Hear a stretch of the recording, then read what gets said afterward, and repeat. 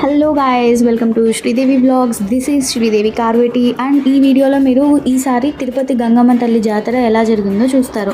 Don't miss it. ప్రతి year చాలా బాగా గ్రాండ్గా జరుగుతుంది. ఈసారి అయితే ఇంకా గ్రాండ్గా జరిగిందని నా ఫీలింగ్.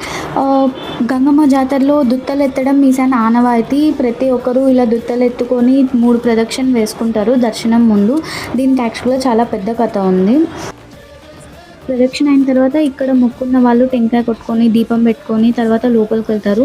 లోపలికి వెళ్ళి చూస్తే ఈసారి చాలా అంటే చాలా ఎక్కువ ఉన్నారు రష్ అయితే. మేబీ సండే కాబట్టి ఎక్కడి నుంచో చాలా మంది ఎక్కడెక్కడి నుంచో వచ్చినట్టున్నారు. సో ఊపిరి కూడా ఆడలేదు లోపలికి వెళ్ళాక కాసేపు అయితే. బట్ దర్శనం అయితే చాలా బాగా జరిగింది. లోపల అమ్మవారి డెకరేషన్ కూడా చాలా బాగా చేశారు. లోపల వీడియో తీయకూడదు కాబట్టి నేనైతే తీయలేదు.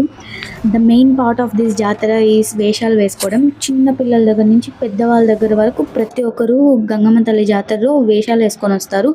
ఈ ఇయర్ అయితే యాక్చువల్గా చాలా ఎక్కువ మంది వేసుకొని వచ్చారు. మేబీ మొత్తం పుష్ప మూవీ ఎఫెక్ట్ ఏమో కానీ it was really very nice. I didn't expect these many people.